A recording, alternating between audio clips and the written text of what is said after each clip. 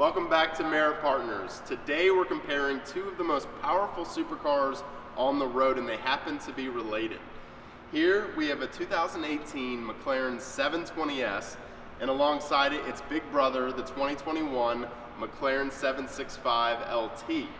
We're going to take both cars out on the road and give you our driving impressions, and then we're going to talk about what a buyer might be looking for and why they would choose one over the other. So let's get to the fun part, take the 720S out, and let you know what we think.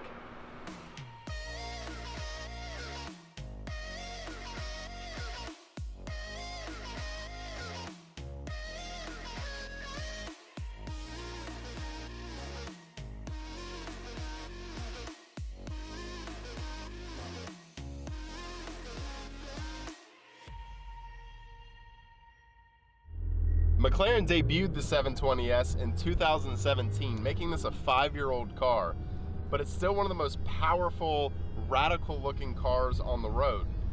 Manufacturers are just now coming out with their cars that can keep up with this thing. That V8 twin-turbo power plant is an absolute monster, but that's not what's most impressive to me about the 720.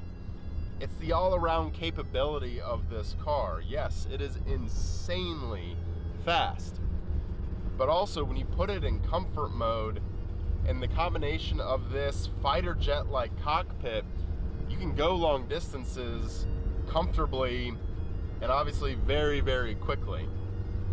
So when we compare it to the 765 LT, it's not as radical, not as harsh. It's more of a daily driving type supercar. And for that reason, I think it's one of the best all-around supercars on the road today.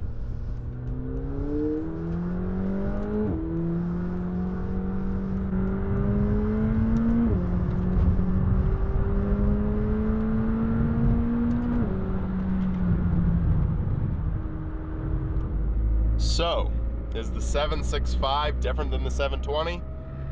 Absolutely, unequivocally, 100% yes. This car is much different than the 720.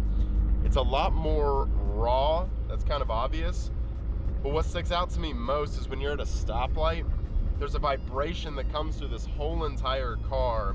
It's like a sprinter lined up on the chocks ready to explode out.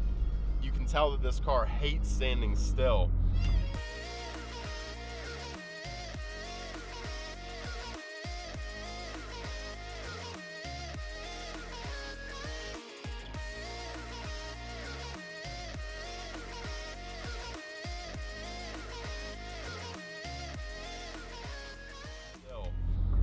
Both the 720 and the 765 are immensely fast, especially 0 to 60. There's really not much in it between the two cars. But what's most impressive is the 60 to 100 in the 765.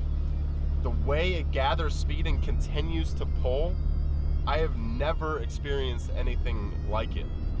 Because of that, I do think the 765 is a very, very special car.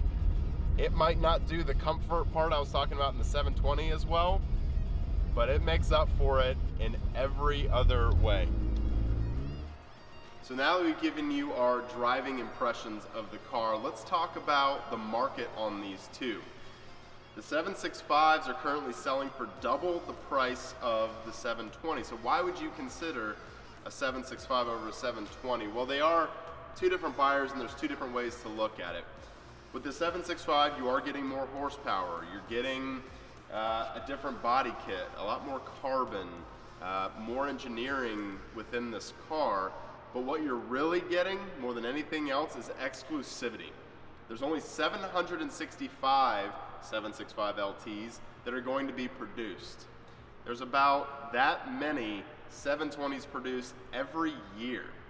So it gives you an idea of how many more of these, the 720s, you'll see on the road than the 765s.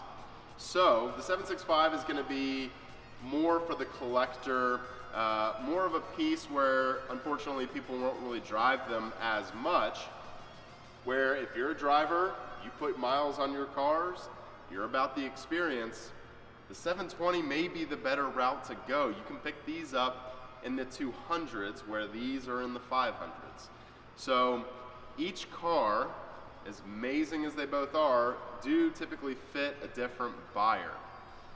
We'd love to hear from you guys what you think about the 765 and 720. If you have any questions, feel free to reach out to us. Go to our website, see what we have in stock.